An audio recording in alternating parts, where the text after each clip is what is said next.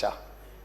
అప్పటికి కొంతమందికి అవకాశాలు రాలేదు, కొంతమంది మా ఇళ్ళకి రాలేదు అని రకరకాల అంశాలను ప్రభుత్వం దృష్టికి తీసుకొస్తే మళ్ళీ ఒక రెండవ విడత కూడా అందరికీ అవకాశం ఇవ్వాలి, ఇందులో పాల్గొనే విధంగా అందరినీ మనం మోటివేట్ చేయాలనే ఉద్దేశంతో రెండవ ఫేజ్లో కూడా మనం తీసుకోవడం జరిగింది అధ్యక్ష.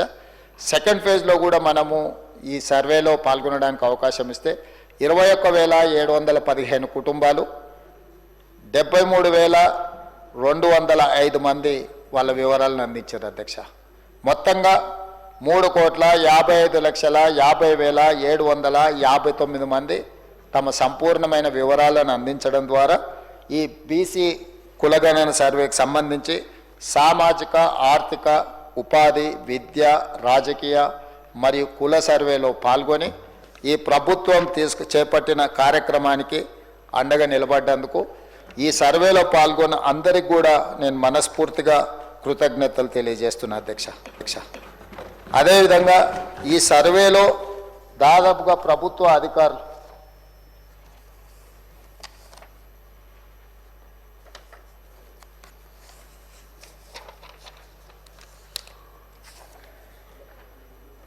ఈ సర్వేలో ప్రభుత్వ ఫేజ్ 1, ఫేజ్ 2లో ప్రభుత్వ అధికారులు అధ్యక్ష 1,03,889 మంది ప్రభుత్వ సిబ్బంది సర్వేలో పాల్గొన్నారు అధ్యక్ష. 50 రోజులు మొదటి విడత సర్వే చేసినారు, రెండవ విడత దాదాపుగా 14-15 రోజులు సర్వే చేపట్టడం జరిగింది అధ్యక్ష. అదేవిధంగా అధ్యక్ష డేటా ఎంట్రీ ఆపరేటర్లు కూడా 75,604 మంది డేటా ఎంట్రీ ఆపరేటర్లు ఇందులో కంప్యూటరైజ్ చేయడానికి కూడా ఈ సిబ్బంది అంతా పాల్గొన్నారు. చీఫ్ సెక్రటరీ నుంచి ఎన్రోల్మెంట్ అంటే బ్లాక్ ఎన్రోలర్స్ వరకు ప్రతి ఒక్కరూ ఈ కార్యక్రమంలో పాల్గొన్నారు. ఈ సిబ్బందికి అందరికి కూడా మనస్ఫూర్తిగా నేను అభినందనలు తెలియజేస్తున్నా. వాళ్ళ శ్రమని రాష్ట్ర ప్రభుత్వం గుర్తిస్తుంది అధ్యక్ష. ఈ నేపథ్యంలో మా మంత్రివర్యులు పొన్నం ప్రభాకర్ గారు ఈ సభలో 2 బిల్లులను ప్రవేశపెట్టడం జరిగింది. ఈ 2 బిల్లులకు సంబంధించి మొదటి బిల్లు విద్యా సంస్థలలో సీట్లు మరియు రాష్ట్ర సర్వీసులో నియామకాలు లేదా పదవుల రిజర్వేషన్ బిల్లు.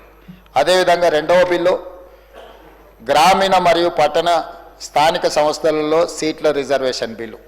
ఈ రెండిట్లలో 42% రిజర్వేషన్లు పెంచాలి అని చెప్పి రాష్ట్ర ప్రభుత్వం మంత్రివర్గ సభ్యులు పొన్నం ప్రభాకర్ గారు ప్రవేశపెట్టిన ఈ బిల్లులను ఉద్దేశించి సభలో శాసనసభ్యులు విప్ ఆది శ్రీనివాస్ గారు, శాసనసభ్యులు గంగుల కమలాకర్ గారు, Bharatiya Janata party floor leader ఏ మహేశ్వర్ రెడ్డి గారు, టీఆర్ఎస్ శాసనసభ్యులు టి హరీష్ రావు గారు, బీజేపీ శాసనసభ్యులు పాయల శంకర్ గారు, ఎంఐఎం ఫ్లోర్ లీడర్ శాసనసభ్యులు అక్బరుద్దీన్ ఓవైసీ గారు, అదేవిధంగా సిపిఐ శాసనసభ్యులు కూనంనేని సాంబశివరావు గారు, వీళ్ళందరూ కూడా ఈ చర్చలో పాల్గొని ప్రభుత్వం ప్రవేశపెట్టిన 2 ప్రత్యేకమైన బిల్లులను, ఒకటి విద్యా ఉద్యోగాల కోసం 42% రిజర్వేషన్లు పెంచాలనే బిల్లును, అదేవిధంగా రాజకీయంగా కూడా వాళ్ళ రిజర్వేషన్లను 42% పెంచడానికి 2 ప్రత్యేకమైన బిల్లులకు సంపూర్ణంగా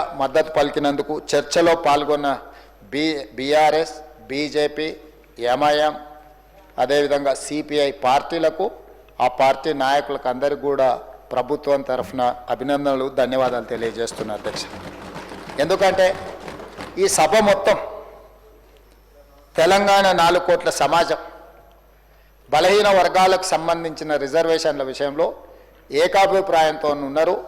రాజకీయాలకు అతీతంగా, సిద్ధాంతాలకు అతీతంగా, ఎజెండాలకు అతీతంగా ఈరోజు బలహీన వర్గాలకు అండగా నిలబడ్డామని ఈ సభ ద్వారా ఒక సందేశాన్ని పంపించదలుచుకున్నాం. దానికి సంపూర్ణంగా సహకరించినందుకు సభ్యులందరూ కూడా మనస్ఫూర్తిగా నేను సభానాయకుడిగా అభినందనలు తెలియజేస్తున్నా అధ్యక్ష. ఈరోజు ఈ చర్చ, ఈ కార్యక్రమం మనందరం కలిసికట్టుగా ఉన్నామని ఒక సందేశాన్ని ఈరోజు సమాజానికి ఇచ్చినాం. అదే సందర్భంలో గత ప్రభుత్వం గతంలో 2017లో ఈ సభలో బిల్లు నెంబర్ 6 ద్వారా ఈ బీసీల రిజర్వేషన్లను 37% సంబంధించి ప్రతిపాదన చేసిండ్రు.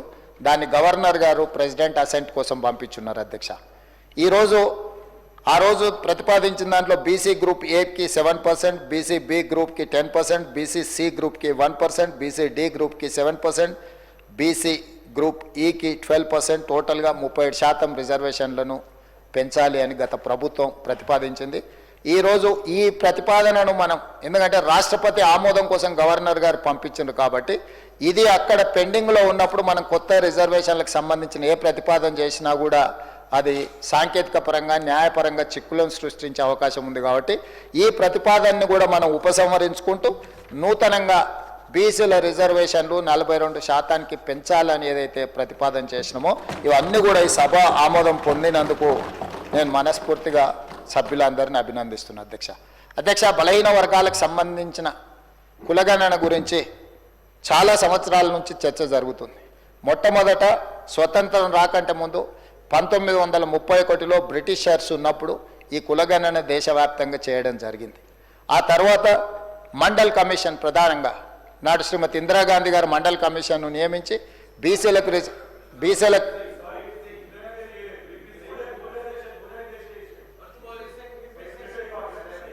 ఓకే